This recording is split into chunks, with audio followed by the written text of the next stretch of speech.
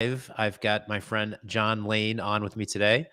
We're going to start by having him just kind of jump into his background. I don't have his bio in front of me, but he's a really good speaker, and I'm sure he will do well bringing us up to speed on kind of his real estate journey.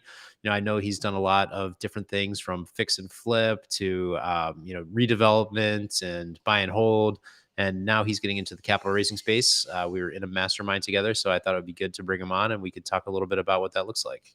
But Hey, if you Mark. want to, yeah, How just are go you, ahead. bud? I'm doing really good. Thank you so much for coming on. Yeah, happy to do it. I appreciate that warm introduction. I'm always a little nervous when I get started, but you and I become friends, so it's been a lot easier to just kind of banter back and forth. Yeah. Um, let's see, my bio. I'll give you the 2-minute version. Uh, So I started my first business. I bought my first house at 19 years old and started my first business at 19. Um, Ended up bought my second house in, I think I was 28 or 29. Um, I ended up with a golf ball sized brain tumor at 31, ended up losing my house in foreclosure as a result. Yeah, and that was the kind of the real impetus for starting in the real estate world. I was given two choices: make a hell of a lot of money or die. And that was kind of, there was no other motivation. So I'd learned about real estate. I'd started kind of that process and went through like Robert Allen's courses and No Money Down. I was sick. I was in a hospital bed. I was dying, and made my first $25,000 in a real estate transaction, and that kind of just put me on this arc of real estate investing for the next couple of years between like 2002 and 2005. I have helped hundreds and hundreds of families who are in foreclosure stay in their house, retain most of their equity, rebuild their financial security, right? Those are kind of the core tenets of what I try to do in the real estate world. And then as the economy got better, foreclosures weren't as prevalent. I switched gears and went to the fix and flip world. And then ultimately, I'm guilty of shiny bauble syndrome. I saw this 13-story apartment building and said, oh, I can do that too. And in March of 08, we bought a 13-story apartment building financed by Lehman Brothers. And that's where everything went off the rails.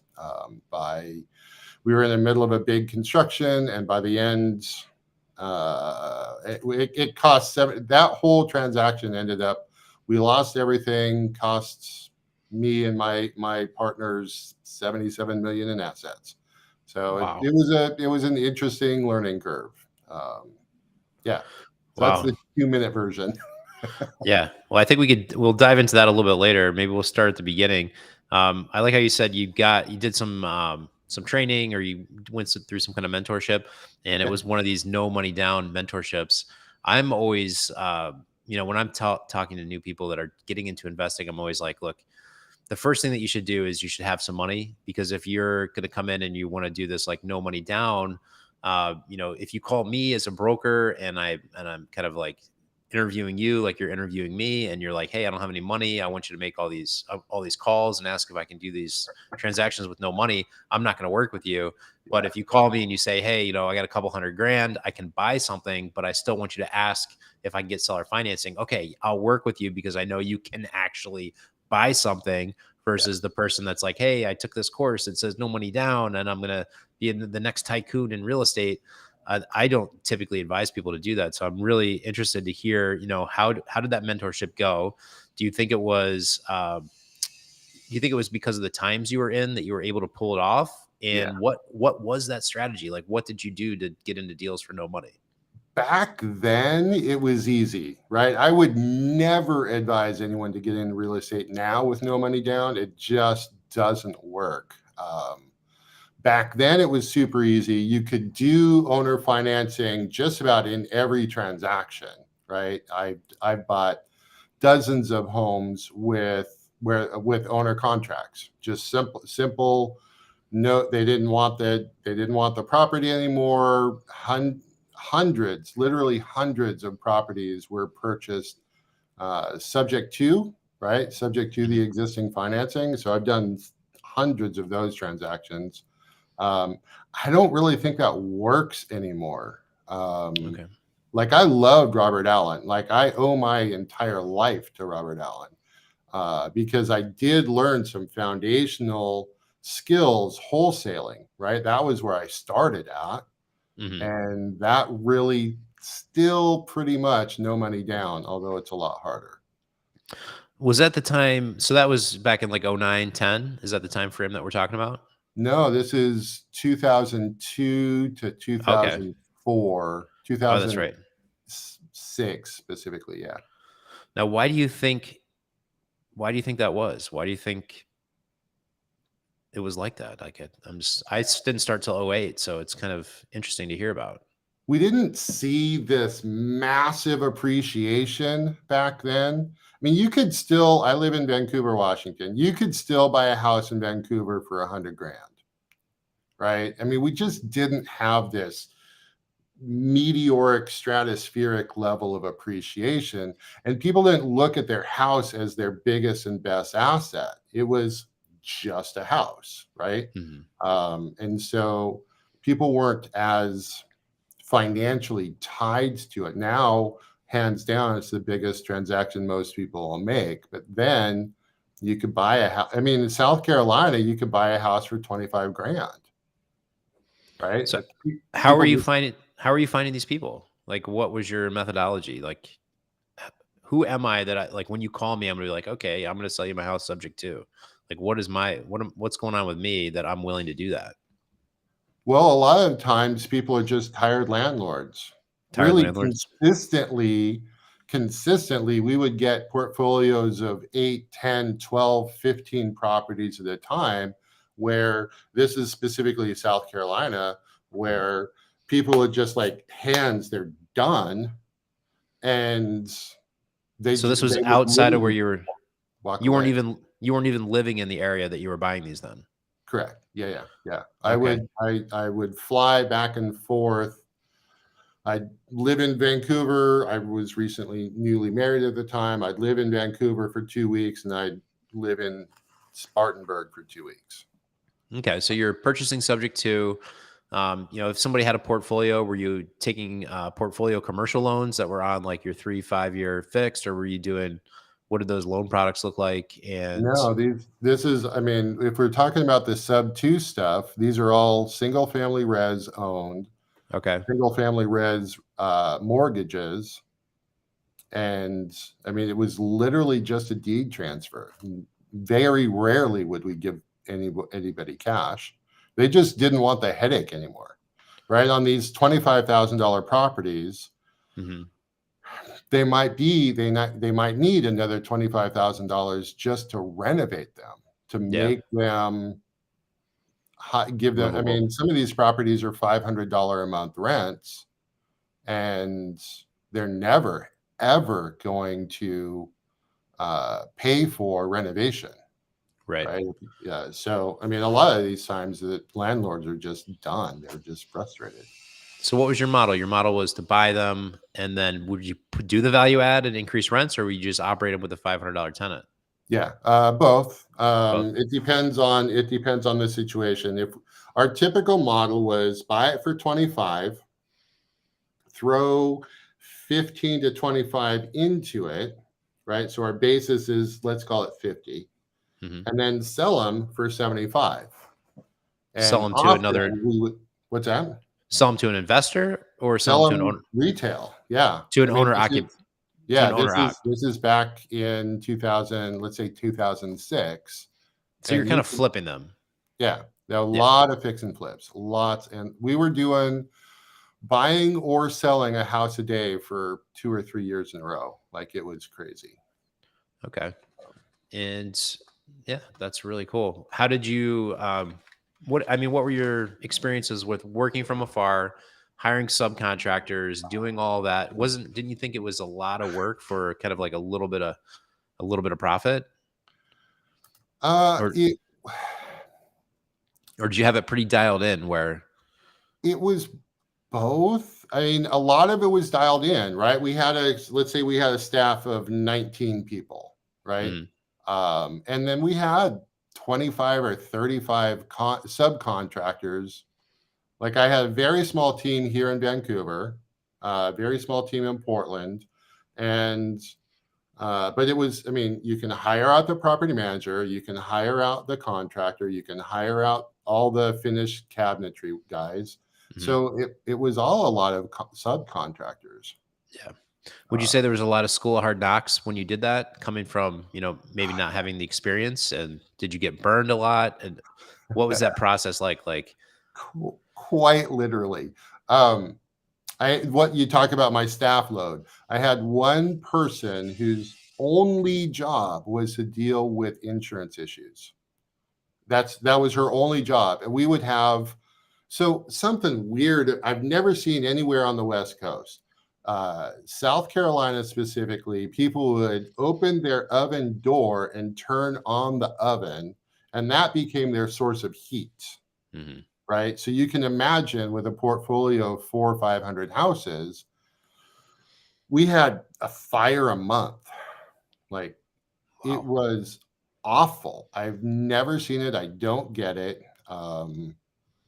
Houses back then were just simply not built to the standard. These are 50, 80, 100-year-old houses. Hmm. And I mean, they were awful as far as insulation and electrical. And if you Was plug in a heater, you blow the amp. And was so, the juice worth the squeeze? I think that's my big question. Like, if you looking back now on all of no, that you did, it wasn't no, worth it. no, it really was not. It was a good living. I mean, we were netting about $1 million a month, and that was great because like we're just rolling more and more and more into this system. Um, and I was making a decent salary, but I wasn't like going to the Bahamas or anything interesting. I yeah, it was good because it was a great experience. I could live a nice life, but I wasn't making ridiculous sums of money. We Hmm. were we were pouring it all back into assets. Yeah. Um, and that's where I got screwed. Um, So you were running that model when you got into this bigger 13 story. You were still doing all of that at the same time. no, I slowed down that aspect of it. Once I set my sights on the condo conversion project, I slowed all of the operational buy and flip stuff. I slowed that way down. We ended up with, let's say, 80. I want to say we had 87 properties that were just on long that were bought so well and had such good potential appreciation that we just kept those. Hmm. Uh, but that allowed me to go after this big property. And Hmm. So you um, use those to leverage into the big property. yeah, yeah. Uh, Gotcha. and that's where all hell broke loose. Like it was So, it was so rough. for So for our active investors, before we get into like the big meltdown that you had, what's some advice that you would give people that are just getting started as active investors, that are kind of where you were when you first began? That's what I try to help people avoid a lot of these pitfalls. So I'm just curious as to what are some of the pitfalls that you've found and how could they avoid them? I've made a couple of very strategically bad mistakes, and uh, the three that I can point to consistently are: I had a really good business model with the fix and flips, right? That worked.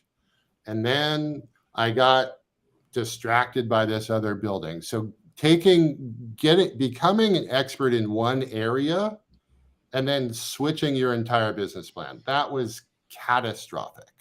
Hmm. Uh, that should never have happened. If I could go back and unwind the clock, I would tell everybody that. Yeah, Um, the project was just a little bit too big for where you were on your journey. No, I think, yeah, I wasn't wise, right? It was the project financially was fine. It was I didn't know what I was doing. I should have. I mean, I thought stupidly. I thought that fixing a 3-bed, 2-bath house would be generally the same as fixing a 13-story apartment building, just bigger systems, and that Hmm. was bonkers. Yeah. I I look back and that was nothing but hubris. Hmm. But the other issue is I had all my assets, all my eggs in one basket, right? Along this 25-mile strip of highway between Spartanburg and Greenville, South Carolina. And when that economy crashed, like the one big employer was the BMW plant, and they closed. Uh, and that ultimately destroyed my cash flow. You were looking at higher vacancy when that happened. Yeah, like 30%. Yeah. Yeah. uh, yeah. And this was all kind of happening at the same time that you were in this high rise. Yeah. It was literally a set of dominoes. And I would have probably been fine. Like we had enough capital, we had lots of equity. We were 30% or better equity in everything we owned. The problem was I ended up partnering with Lehman Brothers and going through this massive renovation construction loan.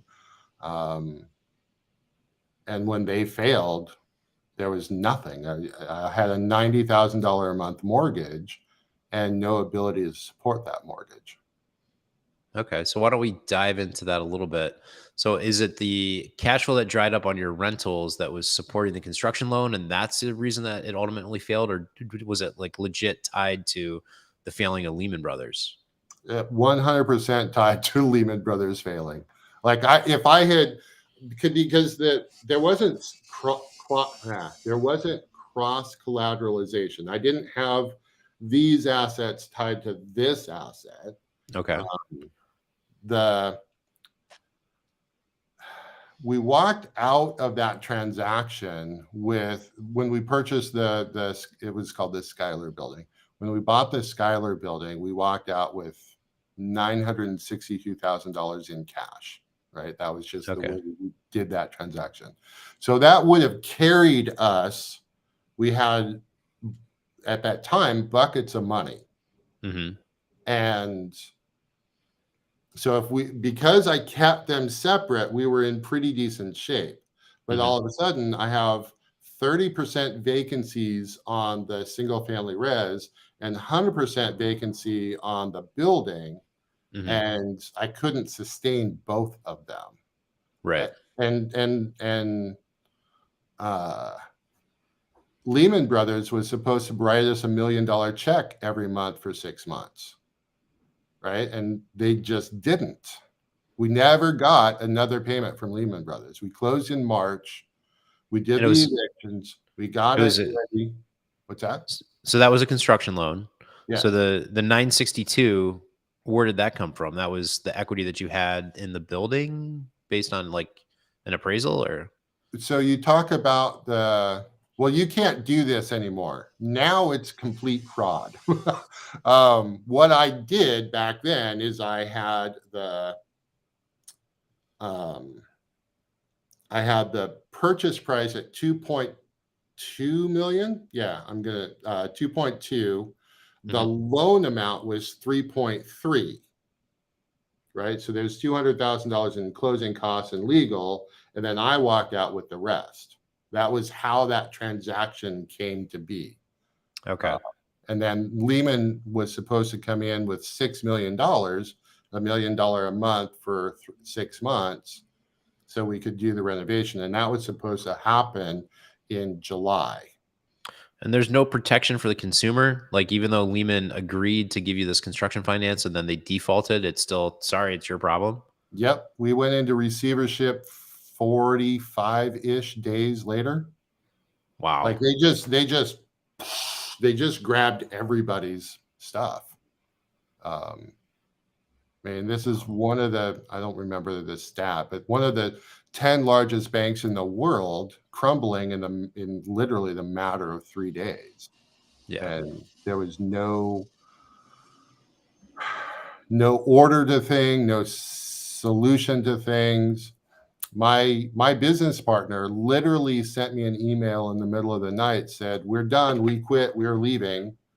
And I've never heard from them again, like 15 years later. Like, I hope they hear this. I hope that someday this message gets to them. So who was your partner in all this?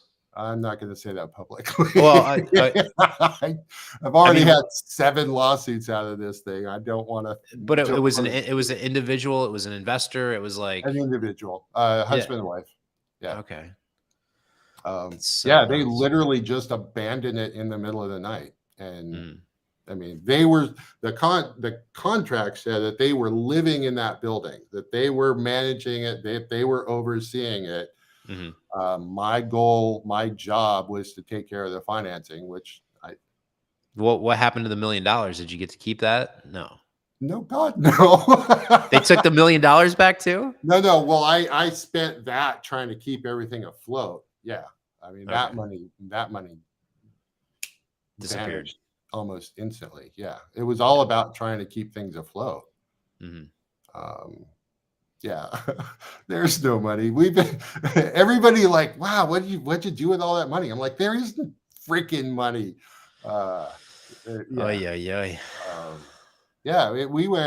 We went from 77 million in assets to me personally $5 million in debt in the course of 9 months. That's insane. Yeah, it was. And I never filed bankruptcy. Like, I paid I only owe $792,000 left out of only. Hey, that's do the math. That's $4.2 million I've paid on a teacher's salary. Yeah. Yeah. My wife has been the only breadwinner for us for 15 years. Was there a reason why you didn't declare bankruptcy? Did you have legal counsel that was like, you'll be better off not doing that, or? Yes. And I have a moral compass, right? Yeah. My investors were my friends and family and people I went to church with. So I couldn't look them in the eye and say, I'm sorry, whoops. Yeah, I had to pay it back.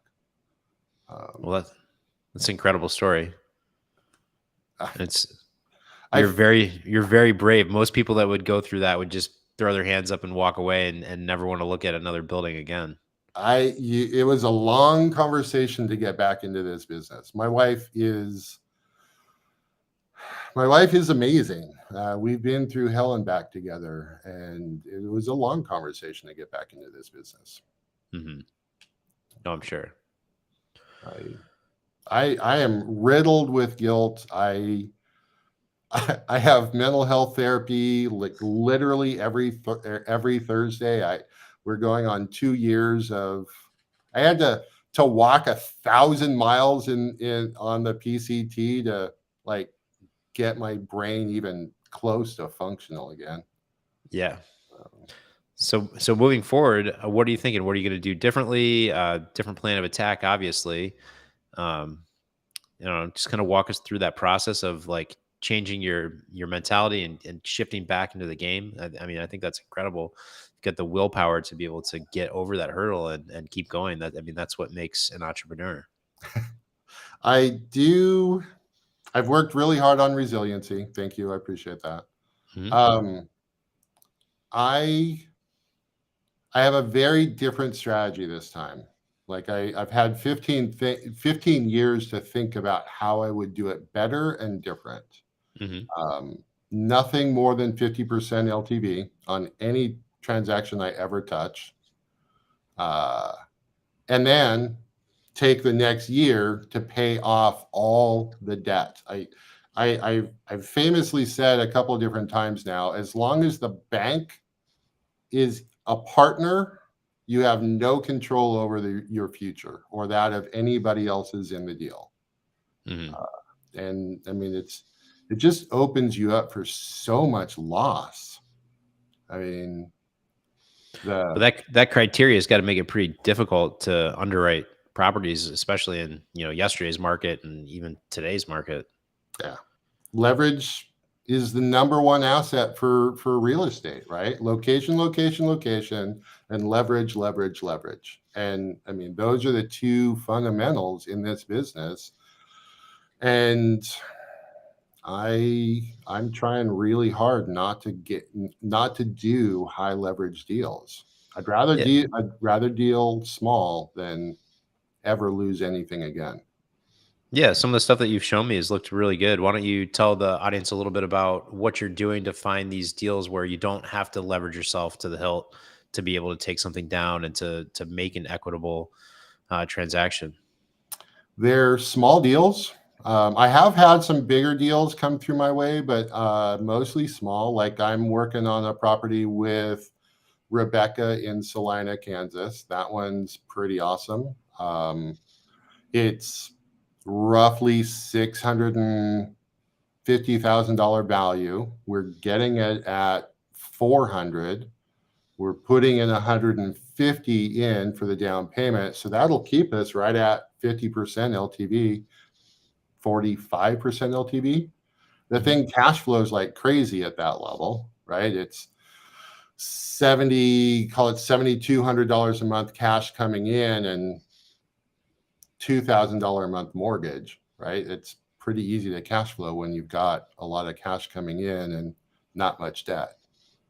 Yeah. So on a gross rent multiplier, you're looking it's under 10, right? Yeah. Yeah, gross rent multiplier, I'm guessing the math says 7.32, I think. Okay. Yeah, That's probably what we'd expect in this marketplace, right? yeah, yeah. I took Cool. Wichita, Kansas City. I did a 4-hour circle around the area to see what the gross rent multipliers are in each of those regions. So I'm pretty Mhm. comfortable with the numbers. Uh, yeah, Nice. What kind of asset is that? Is that just is that multifamily, small small multifamily? multifamily, 10 units. Um, 10 yeah, going to units? convert into a. Uh, so it's three. It's an interesting deal. It's three contiguous lots, a block Mhm. away from the medical center, like literally across the street, so that the duplex in the middle, we're going to turn into a midterm medical rental and juice the rents up to about $8,000 a month. And that will kind of pay for the renovation for everything else.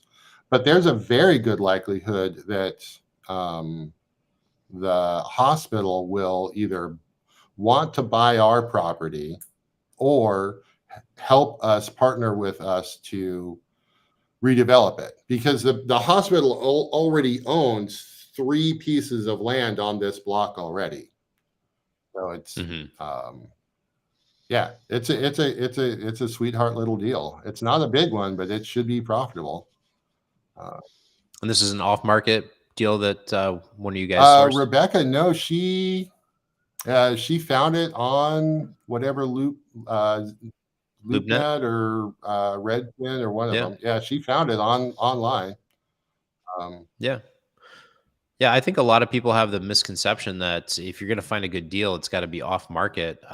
Most of the deals that I've done and the best deals that I've done have been on market yeah, deals. So, yeah. I mean, so what I'm trying to do. You asked kind of the lesson. I'm trying to go after home ownership opportunities, right? So I love mhm. the condo conversion piece. There's a beautiful condo conversion up here in my neck of the woods that I've had my eye on for the last 6 months. If we can agree on price, that's going to be a great deal because I'm trying to create a path. I don't want to be a landlord. Like I've had my fill. I do not want to be a landlord anymore. Um, but I like condo conversions. I like new construction with the ability to sell to an end retail buyer. Like, I'm Yeah. very passionate about helping people create paths to homeownership. Yeah. It's very Yeah. cool. I feel like this is a very one way. Is it usually like, because I'm just as fascinated by your business. I've always enjoyed talking to you, Mark. Oh yeah, I mean it's open Yeah. format, so you don't have to let me keep No, grilling you. it's You just can, fun. I just you, don't know what I'm like, oh, I'm happy to help answer, but I'm always like, I think you're one of the best operators in our group. Like, I've always been impressed with your ability to manage literally 4 different business models all successfully. I think that's pretty genius. Like, yeah, just go slow and steady. I think is like I've taken small little baby steps along the way, so it's not like I just jumped in and was like, oh, I'm going to have a 400 unit management company. No, I had to work my way up and learn the processes and the procedures for my specific demographic. My tenant base, my location, the housing stock, so there's a lot that goes into it that isn't really translatable from maybe one marketplace to another. Just like we talk about like age of construction, some areas, most of the new housing or most of the housing is much newer than where I live. I'm in a town that most of the stuff was turn of the yeah, century, you're so 100 years 1900 to plus. 1930. Yeah. Yeah. Here on the West Coast, we just don't have, we have small pocket neighborhoods, 80 to 100 years old, but the vast majority of what we have is so much newer now. Yeah. Which is, I think, why the condo conversion on the West Coast works really well, right? You can buy an apartment building here that may not cash flow for to make a profit for investors, but if you can convert it into a path to home ownership and be the bank for that second mortgage, that's a Hmm. pretty good way of helping people and creating long-term positive cash flow without the headaches of home ownership. I'm sorry, without the headaches of rental ownership. Right. Heck, it sounds like they're Yeah. still working on your office. Yeah. Sorry about that. That's awesome. Is it really loud and No, annoying? I hope not. I just heard it. I knew you were working on your office still, so that's cool. This is Yeah. authentic. This is live, guys. Right. Yeah. If anybody has any questions, they can drop them in the chat. We'll be happy to talk about whatever you guys want to hear about. We both met each other through a mastermind that we joined, and I think we're both pretty big proponents of that. Happening in our lives. Specifically at this point for me, I spent the last 10 years with my nose to the grindstone just working. And I really didn't do any continuing ed other than what I was forced to do to maintain my broker's licenses. And, now that I'm in the mastermind and I've met so many people and I'm learning about their business models and I'm seeing when they pivoted in their careers to go from, kind of following my initial trajectory and then saying, you know what, I've had enough of this, banging my head against the wall with these landlord deals. I'm going to get into syndication or capital raising and doing some of these advanced strategies. It's remarkable to see that, like, if you keep yourself engaged, your trajectory is going to change for sure. And the thing about real estate is there's so many different paths, right? I mean, what worked Hmm. 20 years ago doesn't really work now. What's gonna work Right. now may not work 20 years into the future. Uh, Yeah. your business model has, because you're deeply integrated, right? You've got your property management, your property brokerage, your construction company, and your investment thesis, right? So you've got all 4 business models. That's got to be pretty refreshing. Which one came first?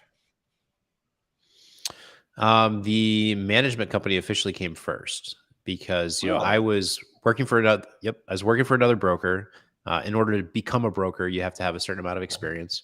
So I had hung my license over at Remax in order to get the skills necessary to really, I just wanted to open doors for myself as an investor, right? So I initially thought of myself as a real estate investor.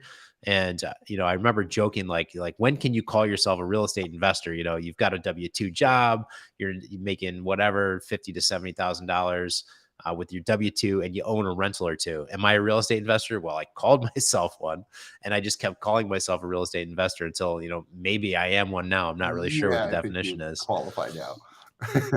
Yeah. So yeah, I hung the license there, and when I told my broker that I got my brokerage license in order to manage for other people, I'm very by the book, like dot your I's, cross your T's. And in New York State, but probably other states as well, you have to be a licensed broker in order to collect rent on behalf of Yeah. somebody else, right? And I didn't want to have any gray area in what I was doing. And a lot of people that were working with me to buy properties, because I only had so much cash in my marketplace. I'm like you, I'm a deal junkie. And at the time, I was finding all these great deals, and I just didn't have the resources to buy them. And other people would say, "Hey, yeah, I want that deal." So I would get them the deal, and then they would say, "I need somebody to manage this. I don't want to manage it." And I'm like, "Yeah, I don't really want to manage it either. I don't want to manage my own either." And I've shopped around the Rochester marketplace for managers, and it's abysmal. Like, we're gonna go broke if we trust one of these jokers to watch our properties. So I spun off, told my broker I'm opening this management firm, and he was pretty much like, "All right, it's time for you to leave." And Whoops. so he kind of like, yeah, politely shoved me out the door, and I'm like, "Oh wow, I wasn't really expecting that to happen." So the management company was official, and then I just had to open another brokerage for the sales side. And I could have kept them under one umbrella, but I really felt like at the beginning, for liability purposes, I would want to just keep those two entities separate. And that way, if a tenant's calling and they call Updegraft Group Realty, where it rings through to agents that are doing sales, they can just say, "You got the wrong number. You got to call Updegraft All right. Management," Yeah. right? It's completely separate.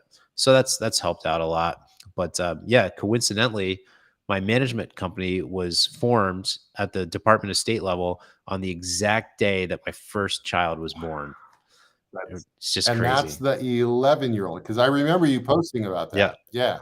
Yeah. Yep. That's very cool. That's very cool. Hmm. So, okay, go back a sec, because you're managing 400, 500 property. You want to get to 500 this year. And Hmm. what's the catalyst to do that?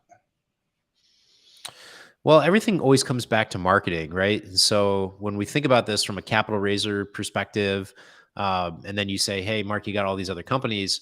I have a marketing machine, and luckily, when you're in the space of real estate, some of the leads that come in on one side of your business might actually pertain to another Yeah. side.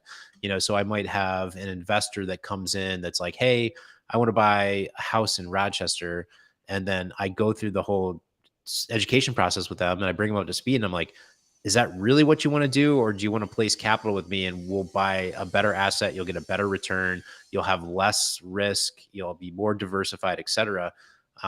Or it could be somebody that calls in on a roof, they want a roof replacement, and then it turns out, oh, they're actually an investor and they need management services because they're getting to that point where they don't really want to manage it anymore. So I've got all these different lead Yeah. sources, but it all comes back to marketing, right? So marketing is like the linchpin to everything that we do. That's fantastic. I want to circle back to, you started in as a realtor.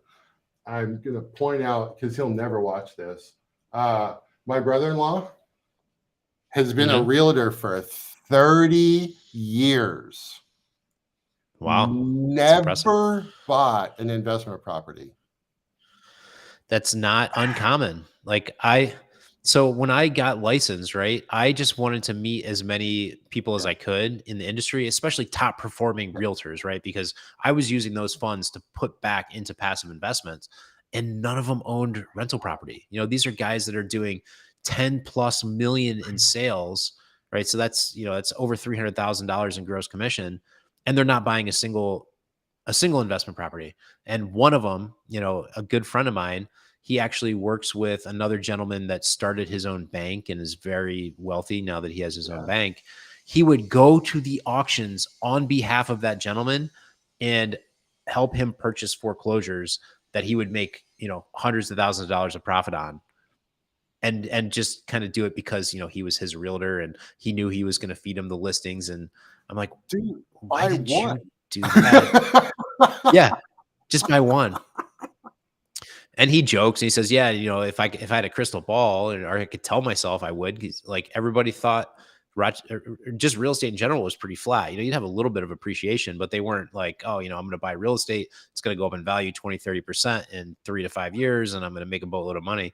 It was like, yeah, real estate's going to go up 0 to 2%, and I'm going to have to buy a roof, and I'm going to have to buy mechanics, and like the rents. So I kind of get what they were coming from. I think we really just experienced this anomaly in the real estate world where we had an explosion in values, we had an explosion in rents, we had the opportunity to buy stuff from legacy owners that didn't really see what was happening in the marketplace, and I, it's just luck, I right? don't, but there's a fine line between luck and financial engineering, right? I mean, you walk into Mhm. Spartanburg 20 years ago, and that town was falling down. Like the mills had Mhm. all closed. There was no appreciative jobs, right? It was a textile community back then, but you could see it, right? If you know the breadcrumbs to look for, BMW, Michelin, Subaru all put huge factories. I don't know if it's Subaru, uh, another car manufacturer, I can't remember, but they put these huge multi-$100 million, billion-dollar factories, and they said, "Come on and work for us." And you could see that happening. And I don't know, there's luck, and then there's There's preparation. some skill. Yeah. Uh, Yeah. Being able to see, yeah, for sure. I 100%. My the I was gonna say my family in Pennsylvania, they were positioned in a town called Williamsport, and it's kind of like it's a tiny little town that nothing ever happens. But when they discovered that they could hydrofrack for gas in this Marcellus Shale yeah, region, which went right through central Pennsylvania, Williamsport ended up being a hub yeah. town because it was just conveniently located to everything. It had rail, and it just exploded. But that's like a boom bust cycle, right? It's going to be good for 10-20 years, but at the end of it, where are you going to be? Sure, you can make a lot of money in it, but ultimately I think the people that think the boom's going to go on forever, they might be in trouble, especially if they start buying on the tail end of that boom.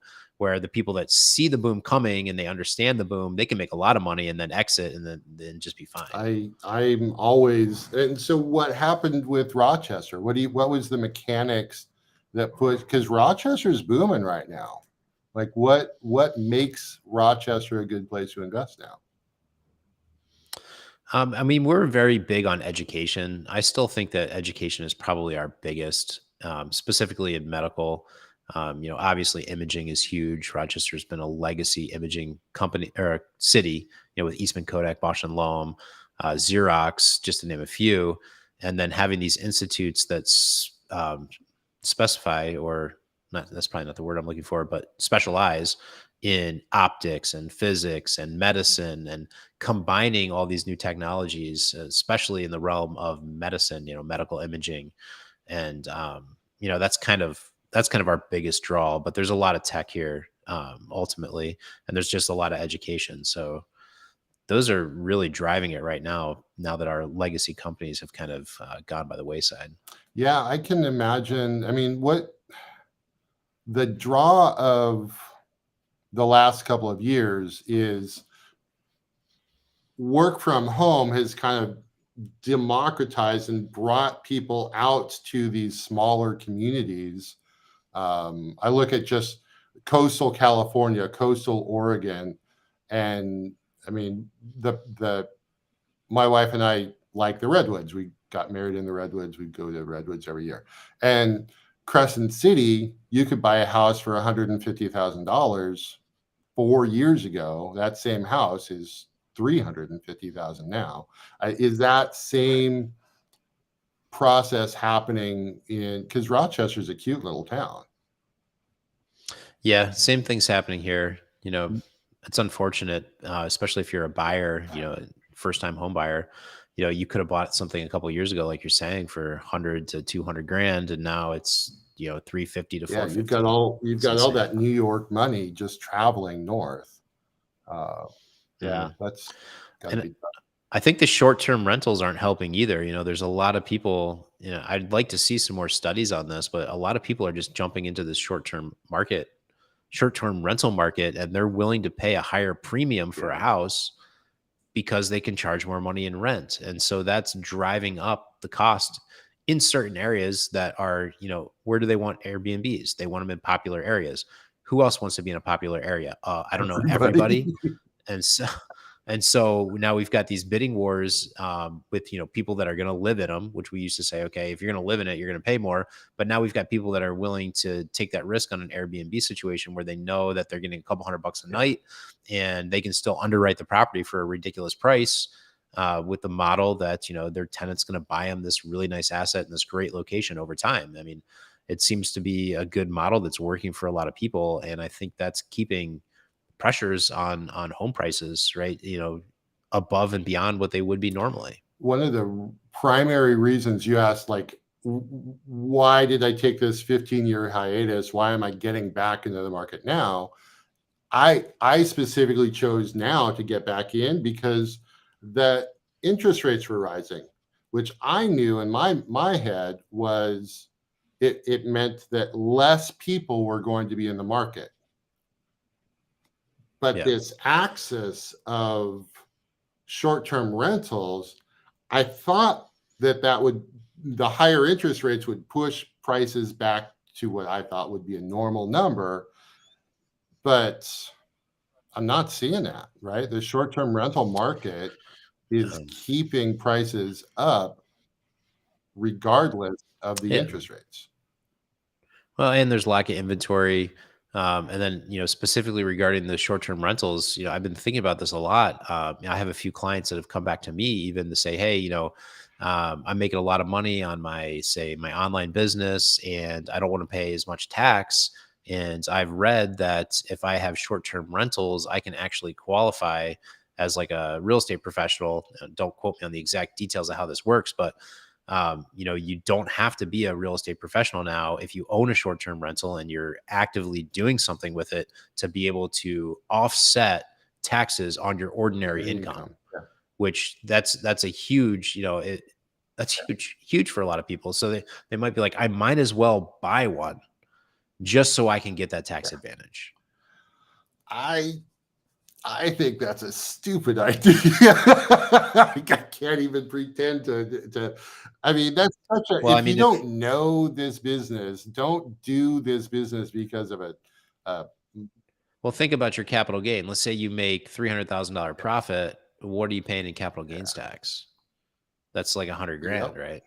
And So you could just give the government 100 grand, or you could buy an Airbnb in some place that you actually want to maybe live someday, and then you just save that 100 grand, and you save it every single yeah, year. yeah, yeah. I'm thinking of my wife, the teacher, right? Her measly salary. I guess I hadn't thought of it from a tech person's 300 grand salary. I've been Yeah, living pretty close to the bone the last couple of years. So I guess I don't think of, oh yeah, other people make a lot more money in tech. Um, yeah, it's big for like doctors and physicians, and because it's easier. It's an easy button for them to yeah. press But would you to be able really to take just advantage of that. start a business like that in the effort to eliminate?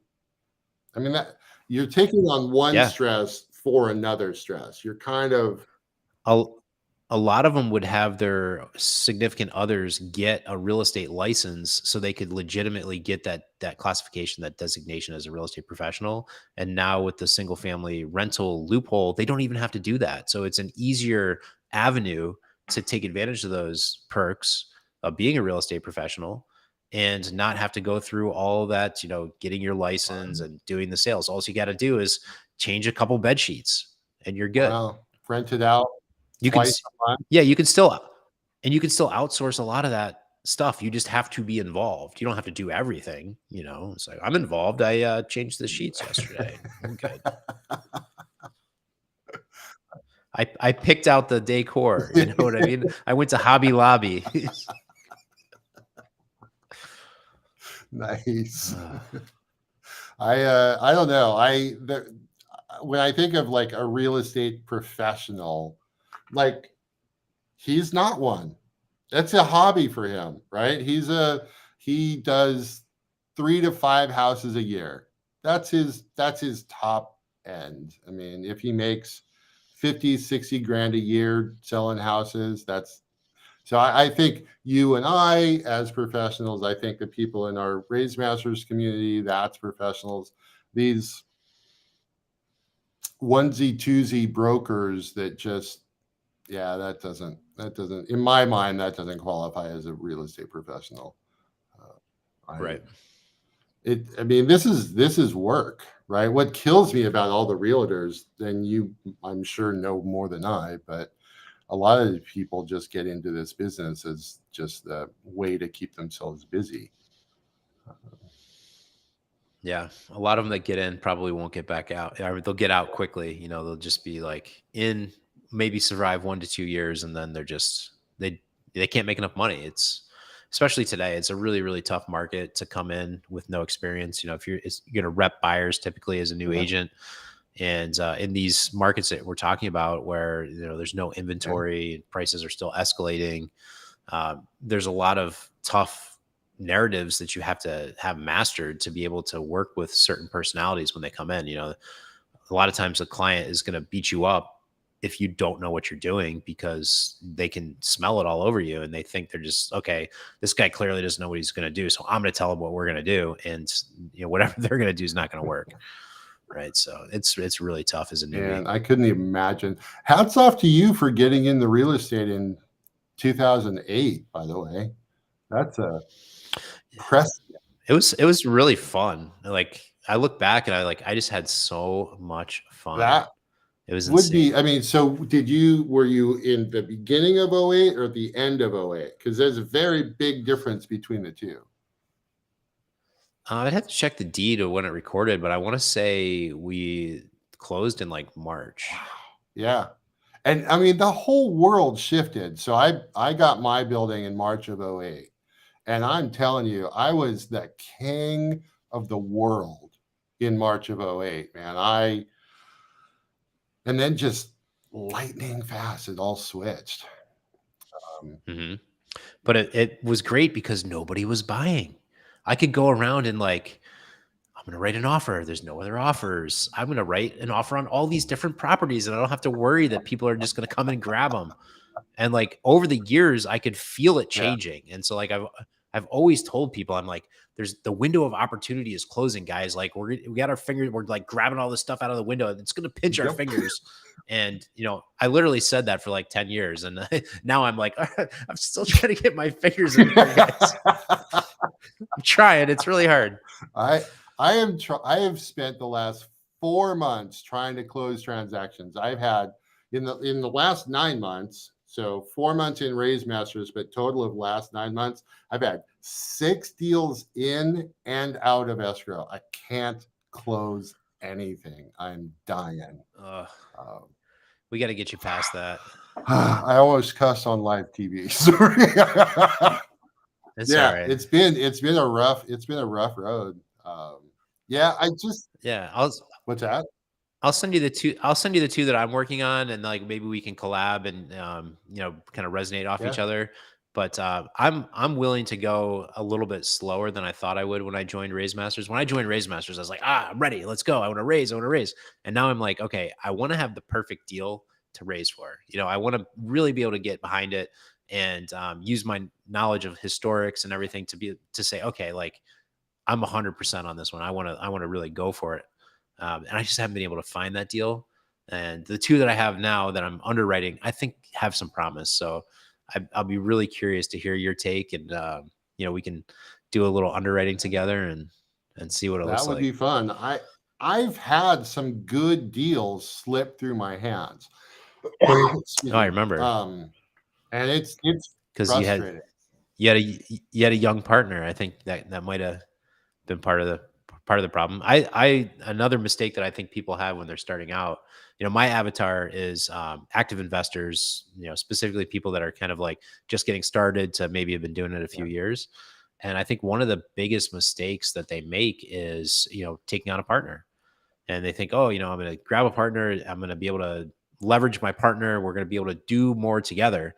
And what ended up happening is like they just ultimately they have some kind of vision alignment discrepancy. And they might think that they're perfectly aligned when they start and they meet and they're like, we're going to buy a house. It's going to be buy and hold. We're going to hold it forever. We're going to make money and then we're going to buy another one. Things change with people. And so like having a partner, especially if it's not somebody that you know really, really well, that you've, been around for a number of years and maybe have done some other stuff with, it's really, really hard. Yeah. It's really hard. I had that gung ho fire in my belly just like you did, and I've definitely like, okay, let's assess what the plan actually is, because I've had a couple of false starts and it's been really frustrating. Uh, I Hmm. think I think I'm going plan A, and then plan B shows up, and then plan C. So I would agree with you that the the partnership piece has to be entered in carefully. Uh, Hmm. yeah, And it's got to be like a very understandable deal. Some of the times, like we're getting into these very complex deals. It's like you're saying, like we might want to change our thought pattern as we get into it and say, okay, yeah, we were thinking this, but now I think this is a little bit better. Now you got to convey that to your partner and get them on board. And it's just like, it's sometimes it's a little too much. I feel like it adds a lot of labor on your part as the principal, the person that's really driving it. And there's really not any advantage to it, in my opinion. If you can, sometimes you have to have a partner, but um, I would go more the route that we're learning about in our master classes of having people just put the money in, and we still dictate how that money's yeah. spent. I definitely like the LP model. I started. Hmm. I'm broke, right? I'm starting from zero. I so I don't have a lot of lever points, and so that makes it tougher to get going, right? Everybody in our community, in the Raise Masters community, they have assets under management. They have assets that they can lever. I'm not making an excuse. I'm willing to work my ass off for it. But it is Yeah. tougher starting from this 0 point. Uh, Right. so I look for those partners because I don't have assets. And so the thing Yeah. I can lever is communication, technology, people, money, time. Um, Hmm. so Yeah, for yeah, sure. Yeah, but maybe just better as an LP than as a yeah, co-GP. I think that's the right route for me. I think I'm Yeah. definitely I'm certainly going to set up my fund of funds model at this point. I think I'm really good at communicating for other people. Um, Yeah, and you're great at deal sourcing. So, there's your equity right yeah, there. You get the smoking hot deal, and obviously everybody's gonna know because you're buying it way under yeah. market. And I think going into this time, it's the sky's gonna be the limit for you. You gotta be patient and wait for those deals to come. But they're Yeah. coming. This there's what is it, $1 trillion of multifamily going to go sideways this year? Like that Hmm. is not a small number, guys. No. um, yeah, there's a It's gonna be like '08 all over again, but on the multifamily front. I have a feeling that singles aren't really gonna see the same kind of no, downturn, singles are given. fine. I mean, the statistic Right. is I just read this yesterday. 85% of single family res has a 5% or lower mortgage, 30-year Right. fixed. It's insane. No one's going to sell. No one's going to go into foreclosure, right? You could panhandle for some of these mortgages. The Well, I think the foreclosures that we're gonna see are gonna be on the elderly fixed income people. They're getting squeezed. We're gonna have all these hikes in Yeah, taxes. hopefully they could do something to combat that. But I see that as the next shoe to drop on single family, as far as people that actually own their homes, right? That they're on fixed income, and their cost of living is just going up so much that they're not going to be able to make their payments. You bring up a good point. I think of my mother-in-law, right? She's been on fixed income for 20 years, but she also owns her house outright, right? I mean, some of these people are well positioned to kind of ride it out, but a lot of them are not. I mean, when I was doing my foreclosure bailout work, 15 to 20% of all of our clients, and we helped probably 400, they were 15 to 20% were all elderly, like that 58, 60 or above. I can't call them elderly, but let's call them, yeah. I mean, think about how many of them wanted to like help their families while they were still alive, and so they tapped into that reverse mortgage and used that money to spend on their grandkids. And that should be outlawed. I cannot believe that reverse mortgages are even legal still. That's a totally different rant. Yeah. Well, I hear your alarms going off in the background. We're at 3:01, so we usually like to wrap it up after an hour. You got any final thoughts for the audience? Yeah, pay off your debt. That's simple. If you have a mortgage, pay it as low as you can, as fast as you can. Because as long as the bank owns your asset, you do not. And you are at the mercy and whim of Wall Street, not your own destiny. Nice. Well, thank you so much for coming on the show, John. I really appreciate it. I love it, Mark. Thank you very much for having me. This is a lot of fun. I always like spending time with you. Yeah. Cool. Well, I will see you soon in the Slack. Take care, bud. How do I